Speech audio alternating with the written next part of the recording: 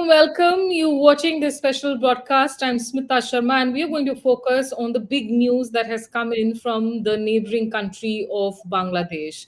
The International Crimes Tribunal has pronounced Sheikh Hasina as guilty of crimes against humanity.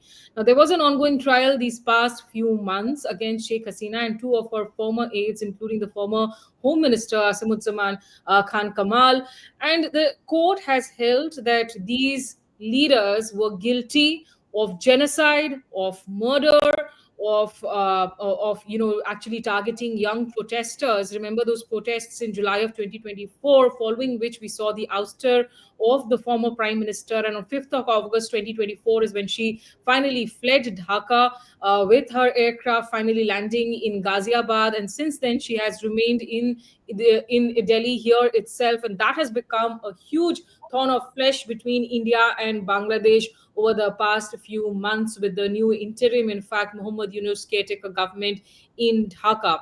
So, what the court has said is essentially it has said that there are three cases. In one of the cases, in one of the counts, it has said that Sheikh Hasina should be, sent into prison for a life term. But in two other counts, it has held that Sheikh Hasina needs to face the death execution.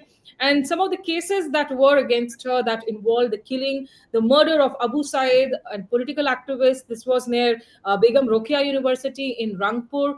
Also, the killing of six unarmed protesters, which was at Chankarpul, and six more people who died, of course, again in police firing in similar situations in Ashualia as well in Dhaka. We saw massive Gen Z protests that were happening that initially started off because they were protesting the reservations that have been continuing in Bangladesh for those, the families, the kin and kith of those who fought the 1971 Liberation War. Though there was a clarification on the Supreme Court later on, the verdict was upturned, but we saw these protests take shape. So, what really happens next as far as Sheikh Hasina is concerned? And that is the big question I'm going to put forward to two of my fine panelists who are joining me here.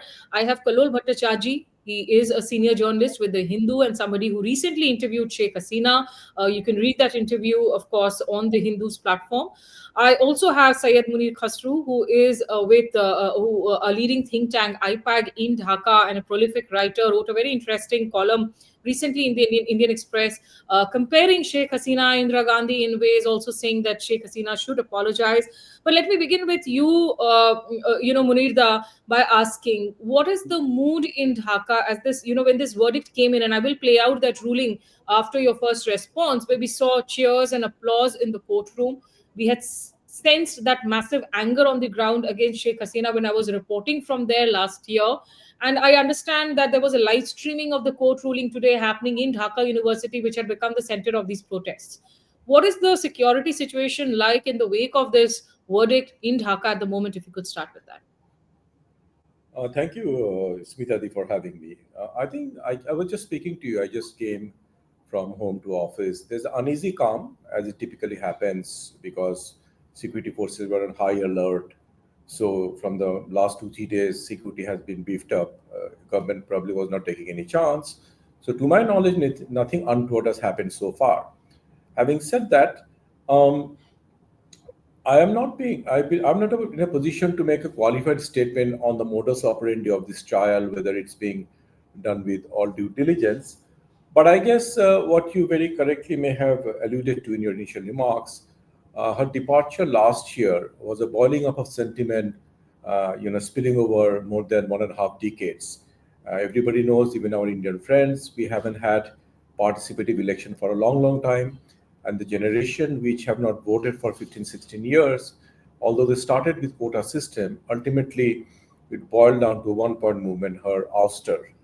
And of course, very heavy-handedness things were deployed, which were rather uncalled for, and ultimately led to her exit. So I would say it's too early to say, but I guess a lot of things are happening in Dhaka now. We have upcoming election in February, and among the political parties who oppose Hasina, there is no clear agreement. BNP has a stance, Jamaat has a stance. They are not seeing eye to eye in terms of whether the election should be held in the one day, and there's a talk about referendum, constitutional changes. So even without Hasina, political situation itself is a little tricky now. So this adds, I would say, something backdated layer because this trial was going on and she's not in the country, she's in Delhi. So that way it doesn't expose any immediate sort of reaction had she been in the city, right? So she's in Delhi now. That way she's off, as opposed to Khaleda Zia, right? When she was jailed, she was in Dhaka, she was moved from home to jail. That was a different scenario altogether. So two different scenarios. I would say it's uneasy calm, but we have to see between now and next month what happens. Particularly, I would urge to keep in mind that the parties who have now become opposition to each other, BNP and Jamaat, were all both in the receiving end of Army League's time, on the receiving end of whatever was being unleashed, right? But now that Army League has disappeared from the scene in terms of election, there is a little bit of tension between those two parties. So it's getting a little complicated and not as straightforward as we would Hmm. have wanted it to. That, okay, she's gone, now there's a two-party contest. It's not that Right. simple. Not all protests and movements actually lead to something stable. They also lead to a lot of chaos and situation worsening before there are signs of stability. Stay with me. I just want to play out, in fact, the court ruling first before I go to Kalol and add into this conversation of what the court really said against Sheikh. To kill the protesters. She committed crime against humanity under Section 3, subsection 2A and Section 4, subsection 1B of the International Crimes Tribunal Act 1973.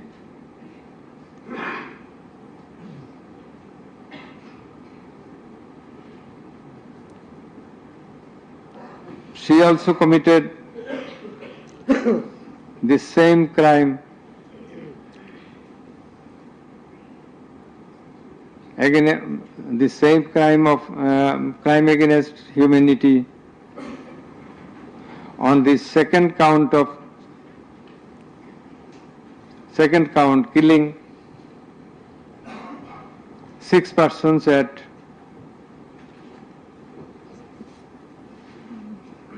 Sankarpur of Dhaka, which was committed in contemplation, in furtherance, by virtue of her order, as stated beforehand. And similarly, she committed the same crime, that is the crime against humanity, on another count for causing the killings at Ashulia of Sabar, killing of 6 persons. For all these 3 counts, we have decided to inflict her with only one sentence, that is sentence of death.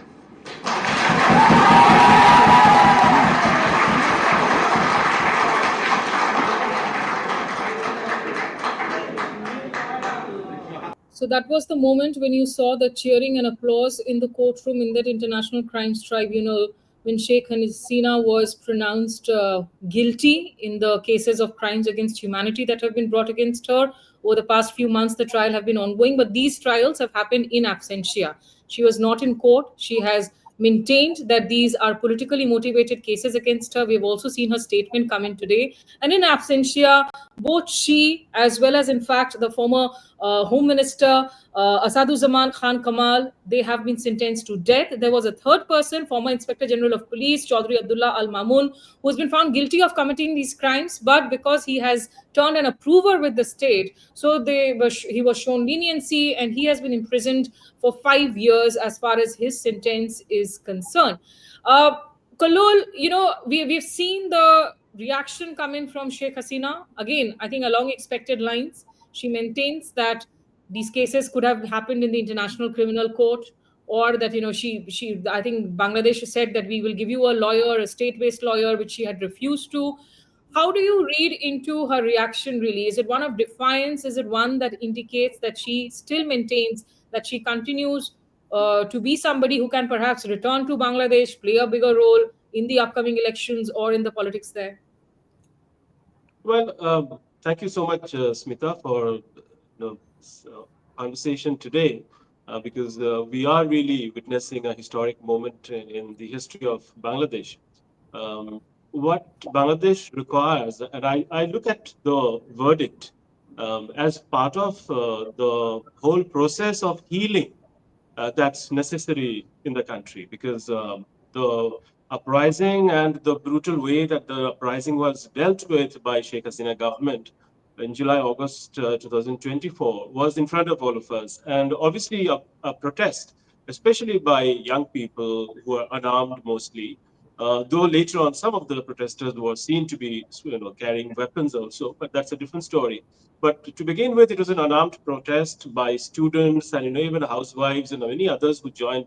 It was certainly not a proper way of dealing with a protest of that nature. And then, so this, I look at the verdict as some sort of a closure or an attempt to heal the divisions and the trauma that Bangladesh has gone through over the last several months, at least 15 months, because the memory of this violence is also a traumatic memory, and the country is trying to come to terms with it.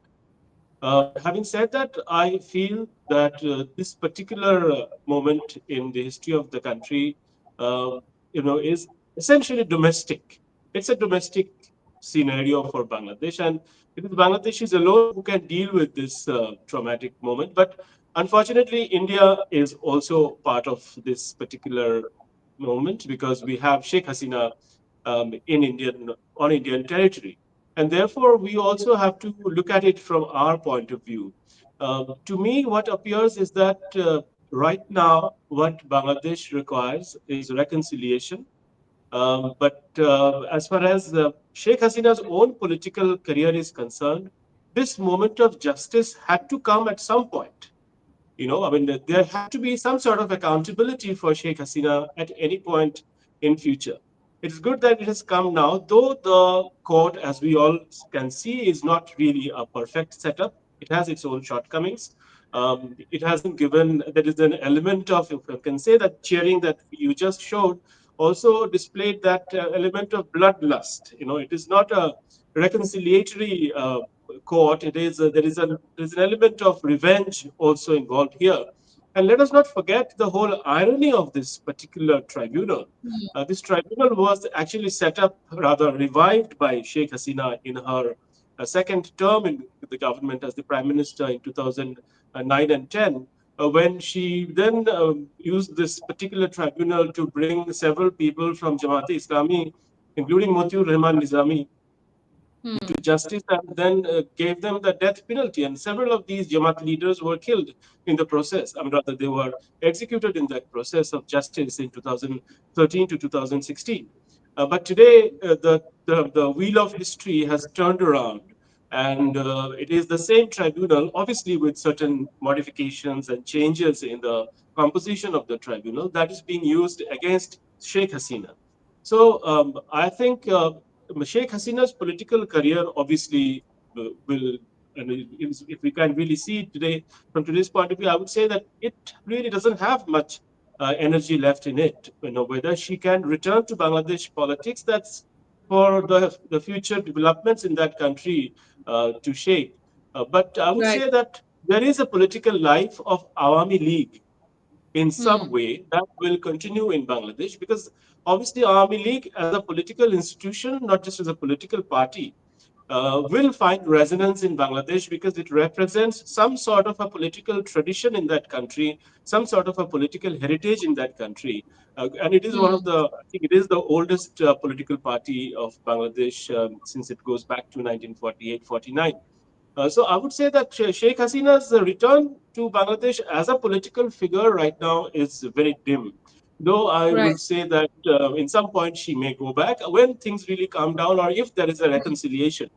Because Hmm. right now what we are seeing is basically opening of a very raw wound, and that is being reflected in the remarks from the foreign ministry, where the Ministry of Foreign Affairs of Bangladesh has demanded Right. India to hand Well, over I'll Sheikh come to Hasina. that in just a bit. I'll come to the reactions in just a bit from the Ministry of External Affairs, and India has also reacted, in fact, to the ruling. But Munirda, coming back to you, and this is the question that the what Kalol was talking about, the irony that this is a court that was set up to look into the 1971 war crimes, domestic terrorism, and in fact, if I am not mistaken, I think the first death sentence that happened of Abu Kalam, that was also in absentia.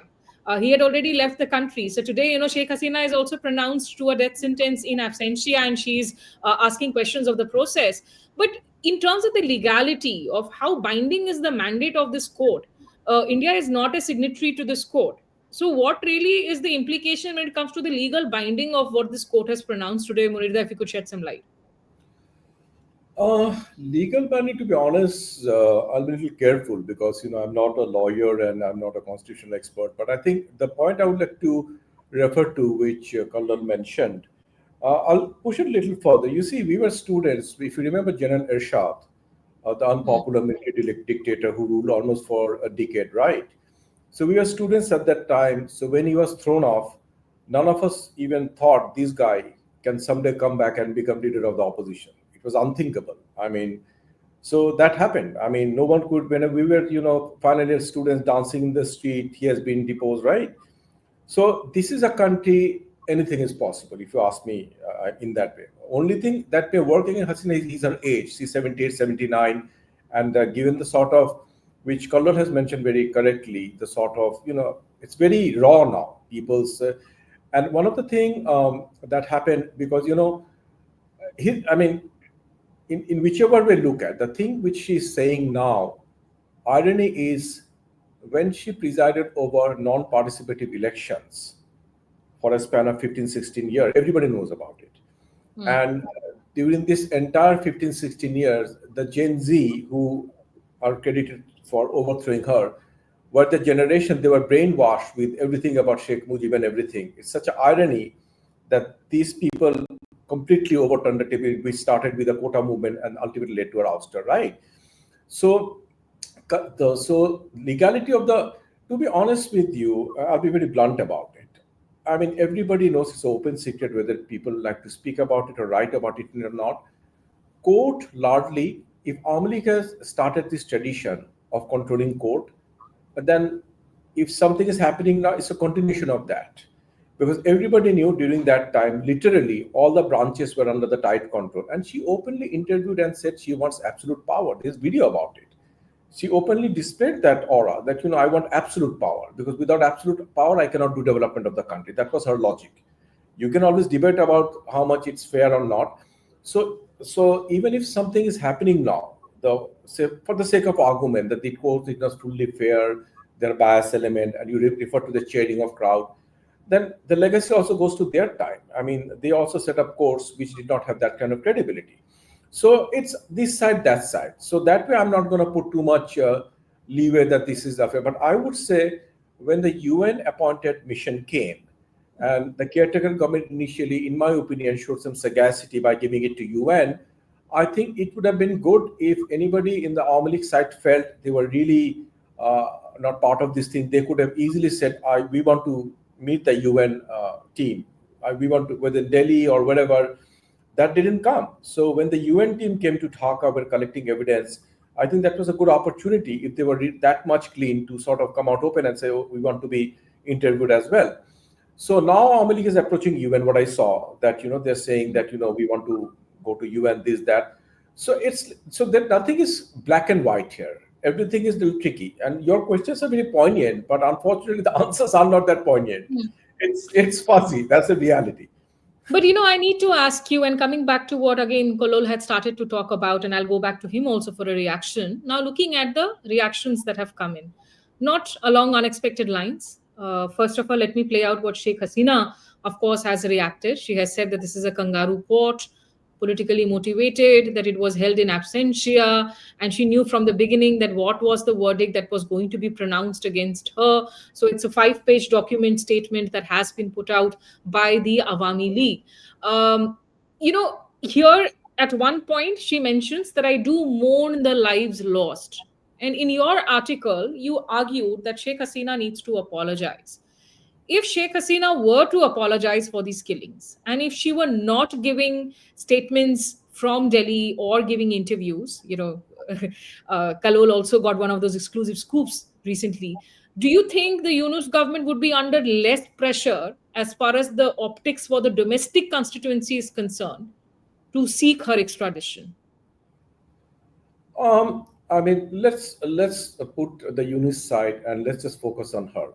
The piece I wrote for Indian Express, I just said, if somebody of Indira Gandhi's stature, if you look at the mid-70s, one of the towering personality at that time, right? So when that emergency was declared, a lot of things, untoward things happened. And to be fair, there was a fair election and she lost it. She lost it. She went to jail. She came back, said sorry, and people were kind enough. Indians were kind enough to forgive her, and she came back to power until she was assassinated in '84. Right. So my whole thing was, why can't she say sorry? Why can't she say that the thing, putting it into the shoulder of some excesses were committed by law enforcing is not something anybody will buy, because everybody knew she had complete control on the levers of power. So even it happened for the sake of argument, it will have very poor sellability. In my opinion, any leader, no matter who you are, you don't lose by being humble and taking responsibility. That way, people, and Bengalis are very emotional people, both sides of the border. They love very easily, they hate equally easily. I mean, I'm called must be smiling. So I mean, I don't see anything wrong in that. But as far as Eunice is concerned, I think from what I understand, they're just trying to get the election and get out of it, because they are also not in a very good situation. Because as I told you, that the oppositions are in and if Jamaat and BNP really gets into that kind of situation, non-negotiable, then the caretaker government or interim government will be a difficult situation. So a caretaker government has enough trouble on its shoulder even without Hasina. Let's put it this way. The Hasina thing, if she comes out and says sorry or whatever, takes responsibility, you're right, in a way that takes off the political pressure to keep on requesting Delhi, hand her back, she deserves the justice to be meted out, so on and so forth. Right. Okay, let me just play out, in fact, that Bangladeshi, foreign ministry reaction also, which I was referring to as far as the MOFA statement is concerned. I will just play that out in 1 second here.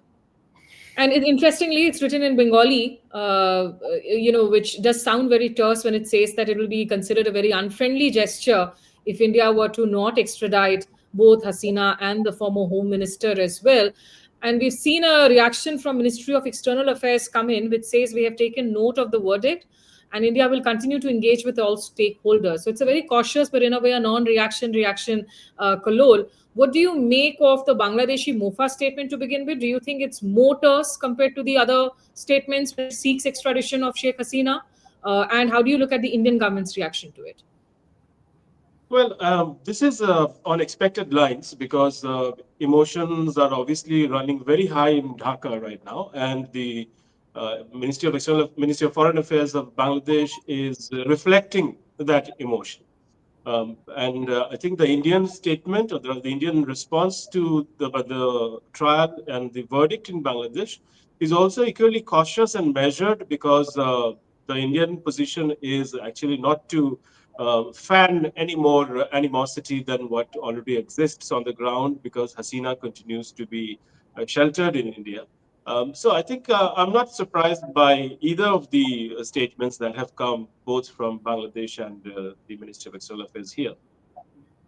Right. Munirda, how are you gauging the mood on the ground against India? I mean, you have had an entire, a Gen Z value set that, of course, they were also being taught about the legacy of Sheikh Mujibur Rahman, which has since then been overturned.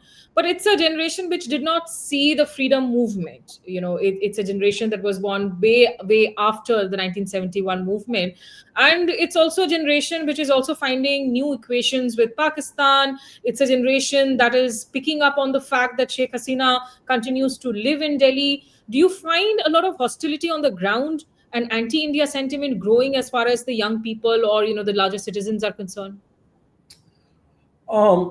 I would put it this way, taking advantage of the free and frank discussion we are having.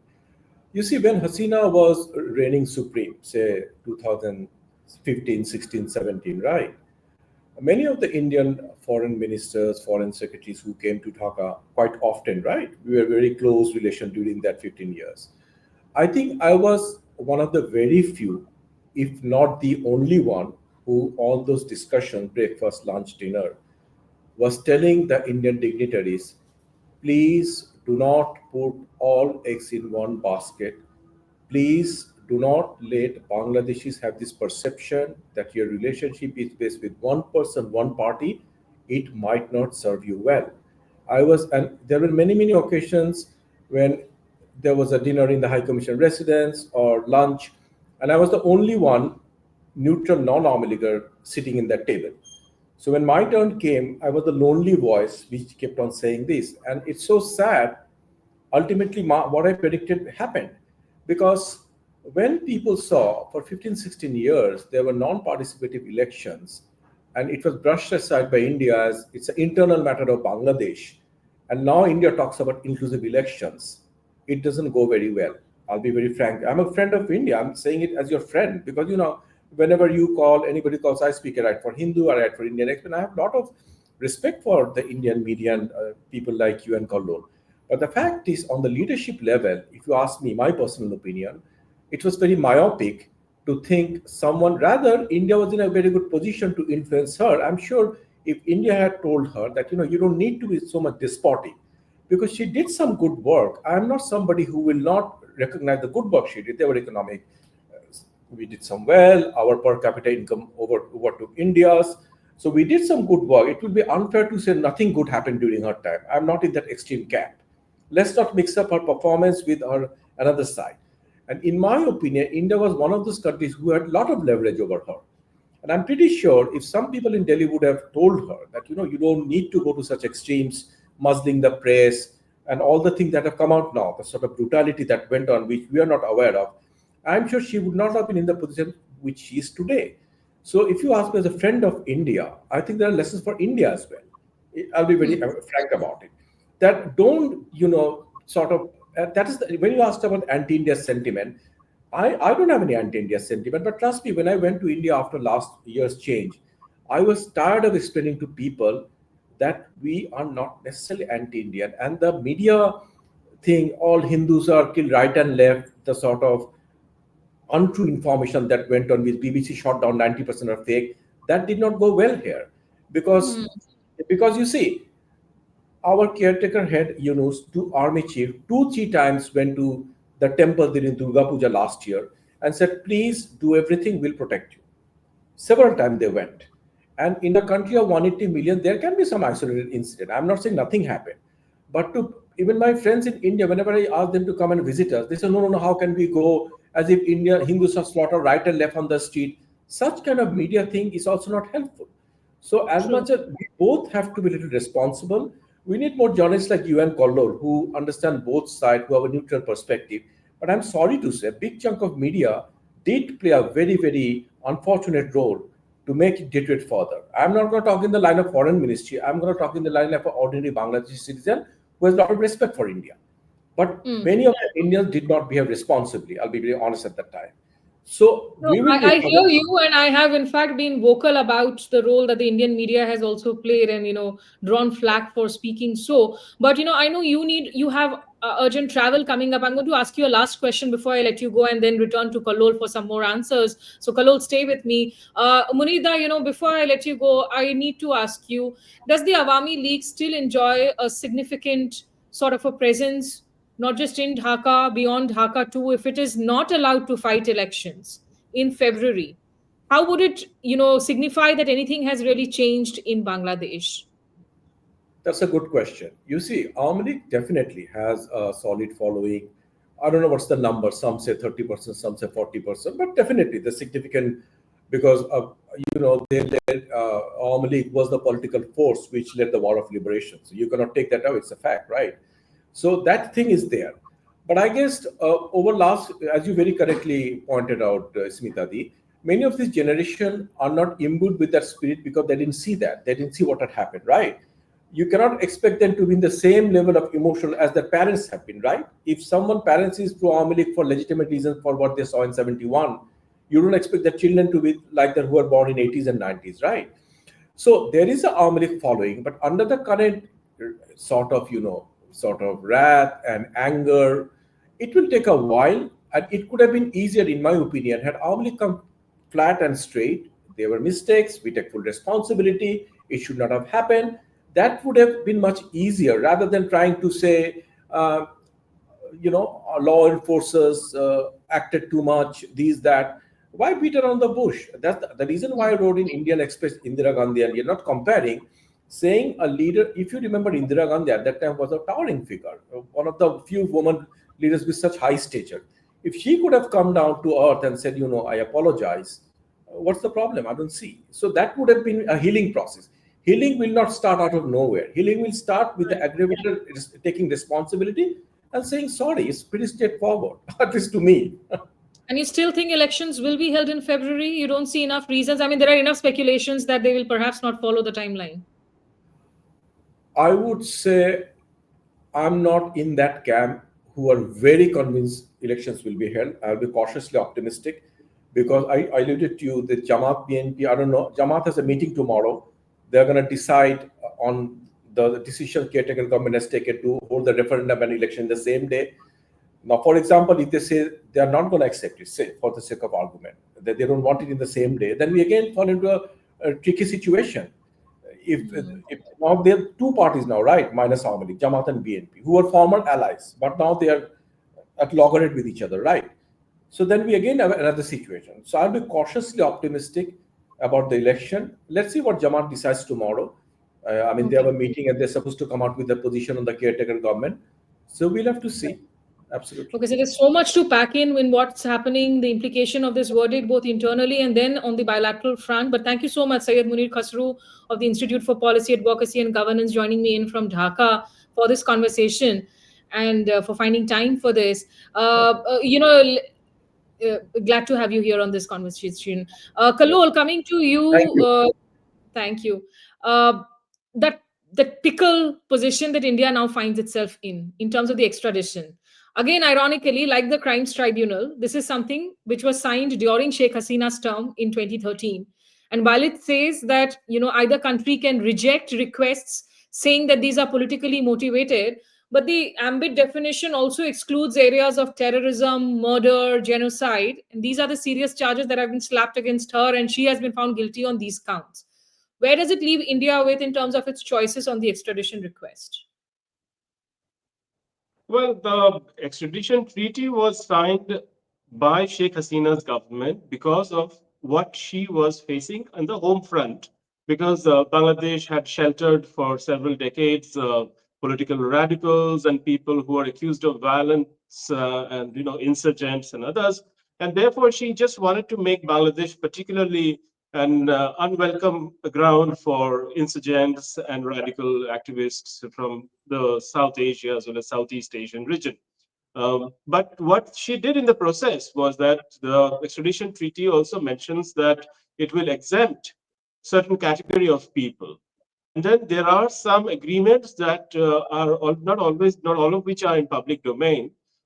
Those agreements were sort of reached into between the government of India and the government of Bangladesh under Sheikh Hasina, whereby the political leaders or political activists of Bangladesh would be granted some sort of favorable treatment. So the government of India also has to look into that agreement when it will deal with the requests that is coming from the interim government of Bangladesh. Let us not forget that the government of Bangladesh that is right now in charge is an interim government, and India has made that very clear time and again that Bangladesh authorities right now are essentially an interim authority and that they are not an elected government. So I think these technicalities will be taken into consideration when India responds to Bangladesh Foreign Affairs Ministry's remarks about handing over Sheikh Hasina according to the extradition treaty which exists at present. Having Yeah, said that, yeah, I mean, there's no go ahead. doubt that there is a political consensus within India, whether it's the ruling party or the opposition, that Sheikh Hasina is the daughter of Sheikh Mujibur Rahman. During her term, putting aside all the serious allegations against her, including one of being an autocratic leader who was ringing elections, whether it was 2014, 2018, 2023, non-participative elections. But she provided a stable, secure front as far as Indian borders, particularly in this very volatile South Asian region, is concerned, cracking down on radical forces. So nobody's going to want to throw her under the bus. But Kalol, in your conversation with her, and that was a fabulous interview, by the way, did you get a sense? Is she willing to consider another country as a destination? Is she going to lie low for a bit now after this ruling, or will she continue with her interview, speaking out while in New Delhi? Because I don't know if that's something that India has cleared, India is okay with, or India will find problematic. Well, I must make it very clear and honest that all the interviews that Sheikh Hasina is granting right now are basically written interviews. And those of us who are in touch with her office or even with her, none of us have the permission to sort of have a kind of on record conversation in camera. So therefore, this is my way of answering your question that whatever we are doing is essentially a written communication where all the legalities perhaps are vetted from her point of view and by her legal team before she gives out those statements. So therefore, there is. I just want to make one thing very clear that as far as seeking refuge is concerned, Sheikh Hasina would not get that kind of refuge in any other part of the world because obviously, as the other panelists already mentioned, the name of Indira Gandhi. Sheikh, Hmm. like every South Asian leader, especially of the vintage of Sheikh Hasina, be it Sheikh Hasina or say Benazir Bhutto of Pakistan, uh, or people of that generation, they are very special political personages. These are all political genius of a different kind. They of course make mistakes from time to time. And in case of Sheikh Hasina, the very unique thing about her is that one reason why there is bipartisan support from the Indian side is that Sheikh Hasina is almost like, as you mentioned, she's the daughter of Mujibur Rahman, but she is Hmm. also in some way or in a rather convoluted way, almost like a daughter to Indira Gandhi herself, because she lived in Delhi under Indira Gandhi's protection and of course also during Morarji Desai's protection. But she's almost like a daughter to Indira Gandhi, and that is also something that we all have to acknowledge that she had that direct connection with Indira, and therefore it is very difficult for Indian establishment also to just as you mentioned throw her down under a bus because it is no longer, it is not really a possibility for India now. So as far as giving refuge is concerned, India will always be at the forefront in giving refuge, not just to Sheikh Hasina, but this is also a message to the region at large that those people who are close to India will be protected by India because India is the ultimate arbiter in South Asia when it comes to protecting its supporters in its regional ambition. And very frankly, we know and we remember what happened to Najibullah in Afghanistan in 1996. Najibullah was killed by the Mujahideen in the when he was hiding in the UN compound in Kabul. And India could not do anything despite the fact that Najibullah was a friend to India. But then in case of Sheikh Hasina, of course, India wants to send a message that that is not a possibility because she will be sheltered for a very, whatever is the required time for that. Yeah, and in fact, in her defense, she has been citing that how her former minister Deepu Moni, when she appeared in court, she was physically manhandled, or some other leaders and Awami League faces who were presented in court were humiliated, were physically mobbed as well. So, she says that her safety is a huge concern if she were actually to return to face these trials.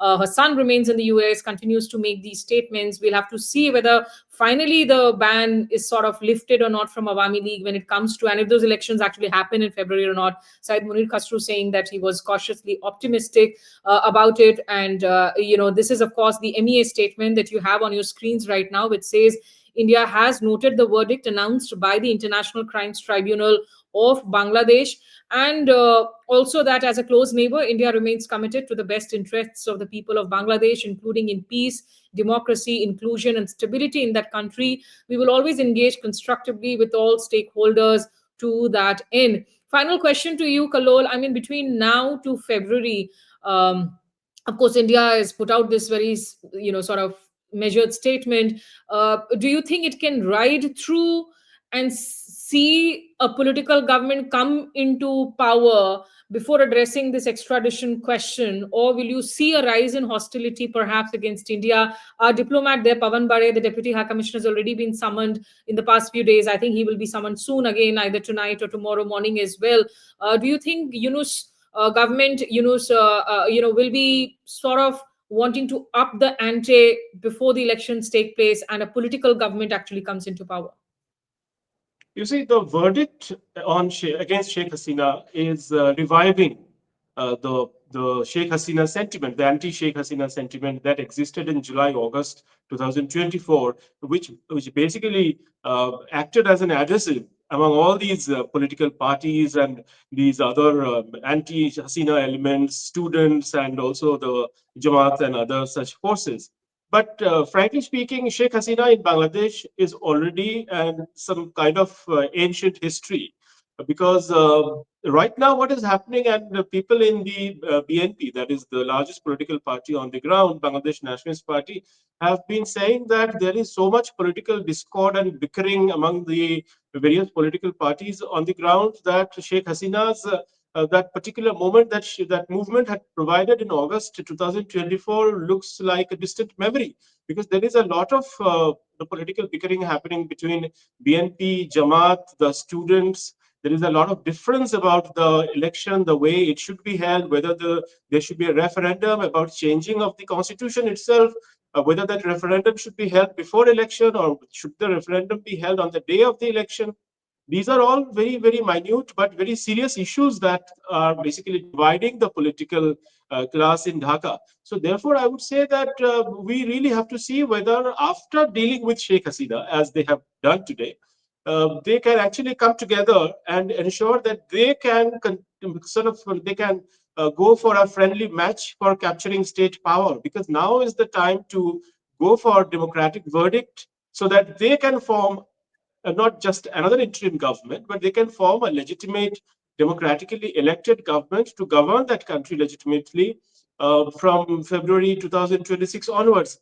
But for that to happen, they will have to close ranks, they will have to reduce their internal fighting, and they have to come together for the democratic transition, where the interim government will make way for a democratically elected government. I think these internal disturbances that are happening among the political classes of political sections of Bangladesh is really a thing of worry on whether they can go for the elections smoothly in February 2026. I would rather say that right now it looks quite interesting that they have come together in condemning Sheikh Hasina, but we have to see in the coming days if they can really go for a contest in an amicable way among all of them, and then form Mhm. a government and sort of accept victory, handle victories responsibly, and those who will perhaps not taste victory will take that defeat as part of the democratic bargain that they have agreed for. But that sort of a maturity, I think we'll have to wait and see if the political class of Bangladesh can show that maturity in the coming year. Yeah, I mean, between now to February, of course, too many things to watch out for. This week, though, it will be interesting to see the Bangladeshi National Security Advisor Khalilur Rahman, who will be in town in Delhi on 19th and 20th, to sit down across the table with Ajit Doval, who is organizing the Colombo conclave, and the Mauritius, Sri Lanka, and Maldivian NSAs will also be there for that meeting. So I'm sure a lot of these issues will be on the table when Mr. Doval and Khalilur Rahman come face to face. We will bring you the updates on that too. But for now, Kalol Bhattacharjee, many thanks for joining me here in Thank this conversation. thank you. So, clearly, as far as Bangladesh is concerned, the situation remains very fluid, very volatile.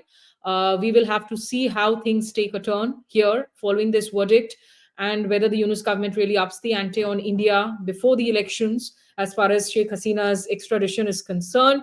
There have been worrisome signs in the past few months. Initially, of course, we did say that the numbers in the Indian media were exaggerated as far as the killing of minorities was concerned. Their argument being given was that a lot of these people who were being attacked were actually Awami League supporters. They happened to be Bengali Hindus, so these attacks were more political and less religious. But in the last few months, we have seen the Jamaat take control. The young women who were in fact leading those protests, somehow they seem to have gone into a backbench now. They are hardly visible in the current scenarios that we see in Bangladesh. There are much things to worry about, but at the end of the day, it's the people of Bangladesh who need to decide what kind of future they are aspiring for, what kind of future they really want and hope for. So we'll leave you here with this special broadcast. Thanks for tuning in, and we'll continue with our updates. Thanks for watching. Goodbye.